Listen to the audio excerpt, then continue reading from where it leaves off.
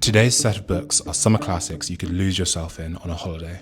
Bridget Jones, the original Singleton, struggles her way through the social and professional minefield of her 30s and weighs up the eternal question: Daniel Cleaver or Mark Darcy?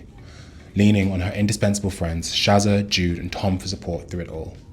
Helen Fielding's Bridget Jones's Diary was an instant classic when it was released, going on to sell over 1 million copies in the UK alone and inspiring a series of hit films starring Renee Zellweger, Hugh Grant and Colin Firth. Imagine Neighbours being taken over by the writing team of John Steinbeck and Gabriel Garcia Marquez, and you'll be close to the heart of Tim Winton's impressive tale. That's what Time Out wrote in their review of Cloud Street when it was first published, and I can't imagine a better recommendation for a book. The novel chronicles the lives of two working class families, the Pickles and the Lambs, thrown together by circumstance when separate catastrophes forced them to start their lives afresh in a shared house on Cloud Street in Perth, Western Australia. Tigers in Red Weather by Liza Klausman is a novel which The Observer described as desperate housewives transported to East Egg with a bit of Mad Men chucked in for good measure. It follows Nick and her cousin Helena, who have grown up together at Tiger House, their glorious family estate on Martha's Vineyard. When the book opens, the Second World War is at an end and it is all to play for. To these two women, the whole world seems up for grabs.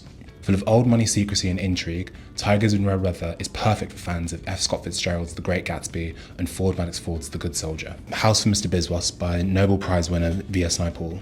Mohan Biswas is cursed from birth with misfortune, enduring a lonely and isolated childhood. He is unlucky in love, marrying young and unhappily. He scrapes a living as an immiserated journalist who only wants, before anything else, a house to call his own.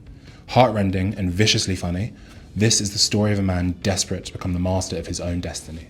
If such a thing as the great British novel exists, then Alan Hollinghurst's Booker Prize-winning novel The Line of Beauty is surely in contention for that title. Nick Guest is recently graduated from Oxford, is lodging in the attic room of the Feddens, a wealthy West London family whose patriarch is an ambitious MP in Margaret Thatcher's government and whose son is a friend of Nick's from college.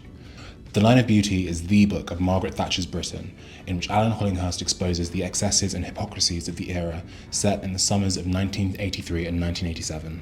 Plain Song by Kent Haruf is a compelling, passionate novel set in the Great Plains of America, which tracks the fortunes of several families in the fictional town of Holt County, Colorado. Tom Guthrie is a history teacher struggling to raise his two sons after his wife abandons their family. His student, Victoria Rubidoux, is pregnant, and when her alcoholic mother kicks her out of the family home, she's taken in by the McFerrin brothers, elderly bachelors who are unaware that this decision will change their lives forever.